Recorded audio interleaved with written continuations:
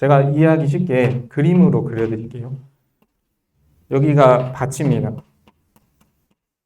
그리고 이 사람이 자기 땅은 아닌데 여기 땅을 파다가, 제가 그림을 잘 못 그리겠는데 이게 보물입니다. 이 보물을 발견하고 이 사람이 취한 행동이 기뻐하며 돌아가서 이것을 감추어 두었다 했어요. 여러분이 만약에 남의 땅에서 보물을 발견하면 어떻게 하실 거예요? 우리 리아, 어떻게 하실 거예요? 내 땅이 아니야. 근데 보물을 발견했어. 그러면은 보통 나만 아는 장소에 숨기겠죠? 그게 바로 죄인의 본성입니다. 나만 아는 장소에 숨겨놓는 거예요. 그러니까 이 땅은 다른 사람 거예요. 근데 이 사람이 너무 기뻐하면서 이것을 그대로 놔뒀어요. 그러니까 보물을 발견한 자신을 감춘 거예요. 보물을 발견했다는 사실을 감춘 거고, 이 보물을 빼서 다른 곳에 옮긴 게 아니고 이것을 감춰두고 돌아가서 이 밭 전체를 삽니다. 왜냐하면 주인이 이 보물이 있다는 걸 알게 되잖아요. 그러면 이 보물은 주인 거예요. 그러니까 알기 전에 밭을 사버린 거죠. 예, 정말 지혜롭죠. 여러분한테 보물은 뭔지 좀 질문을 드리고 싶습니다. 여러분도 알다시피 목사님께서 아까 이제 이 보물을 발견한 사람이 하나님이라고 했어요. 예수님도 되죠. 예수님이 보물을 발견했는데 이건 우리예요. 저와 여러분이 이 보물이고, 하나님이 밭에서 이것을 발견하시고 세상이라는 밭을 사시고 우리를 얻었어요. 네. 그래서 예수님은 너무 기뻐하셔서 자기의 소유를 다 팔았어요.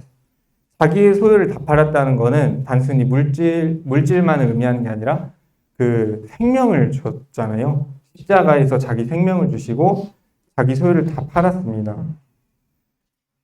이 보물에 대해서 조금 나누고 싶은데요.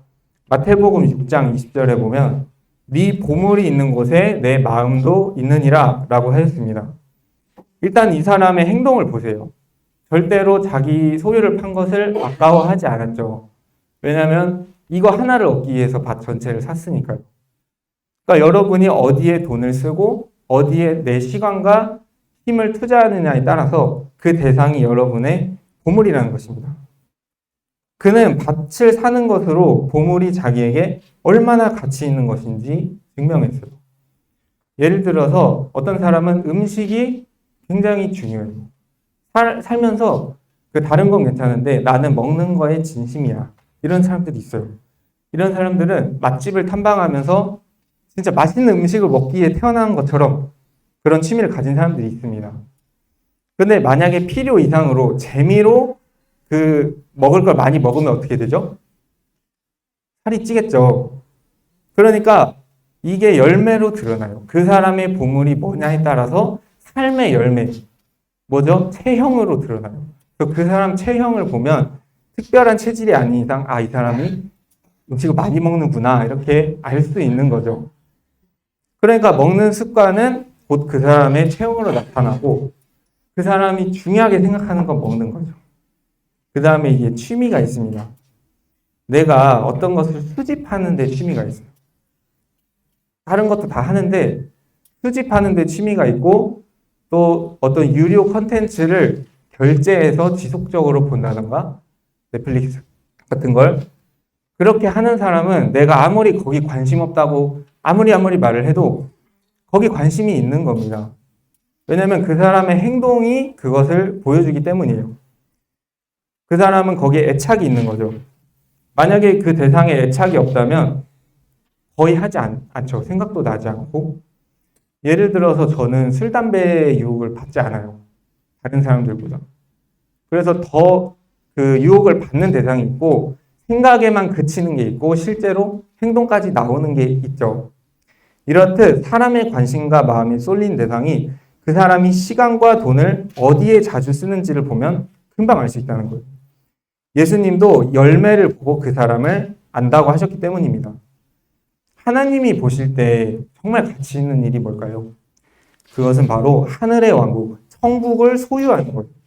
이 땅에 있는 것들은 다 썩어 없어진다. 이 세상은 지나가고 다음 세상이 온다 했어요.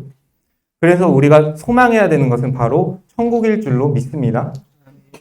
이 땅의 것들이 아닌 하늘의 영적인 복을 사모하는 것입니다. 마태복음 6장 20절 오직 너희를 위하여 보물을 하늘에 쌓아두라. 왜 하늘의 영적인 복을 사모하라고 하셨냐면 오직 너희를 위해서 쌓아놓으라고 하신 거예요. 거기는 좀이나 동록이 해하지 못하며 도둑이 구멍을 뚫지도 못하고 도둑질도 못하느니라. 이 세상에서 재산을 많이 가지고 있는 사람은 그만큼 책임도 많고요. 그것을 잃어버릴 그 두려움도 많아요.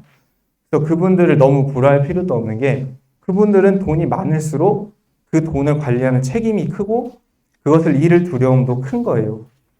그런데 하늘에 쌓는 복, 천국의 이 복은요, 절대로 누가 훔쳐가지도 못하고 여러분에게서 뺏어가지도 못해요. 한마디로 돈이 안 든다는 거죠.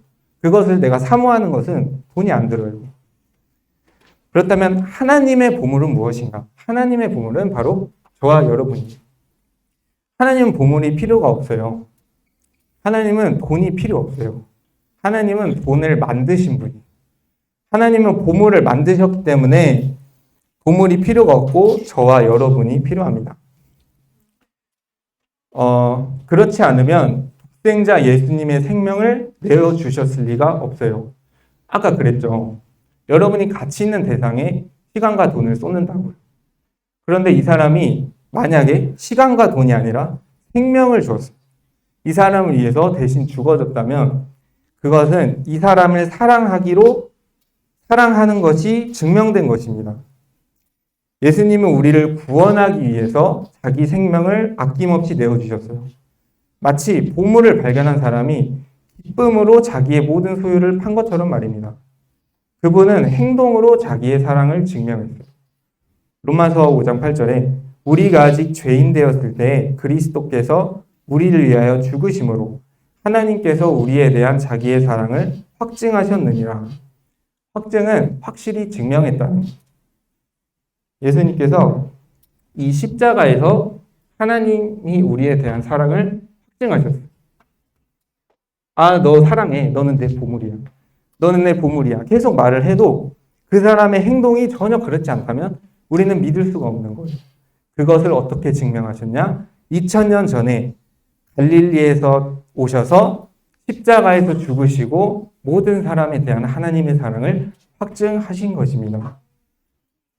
사도행전 20장 28절에도 하나님이 자기 피로 사신 교회를 보살피게 하셨느니라 이렇게 되어 있습니다. 저와 여러분은 하나님의 피로 샀어요. 피. 하나님의 피는 무한한 가치를 가지고 있죠. 어떤 것보다도 큰 가치를 가지고 있는데 그 값을 주고 샀다라는 것은 그 사람은 우주에서 가장 귀한 사람입니다. 왜냐하면 우주에서 가장 귀한 분이 누구시죠? 하나님이시죠.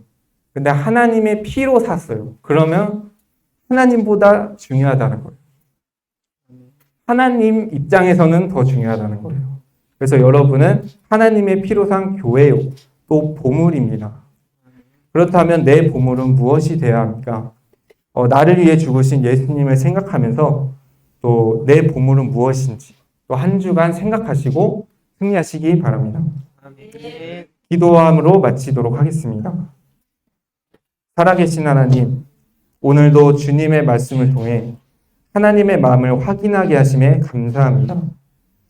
예수님께서 자기 생명을 내어주셔서 우리를 구원하심에 감사드립니다.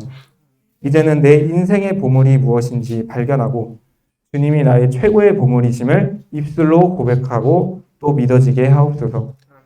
감사드리며 예수 그리스도 이름으로 기도드렸습니다. 아멘.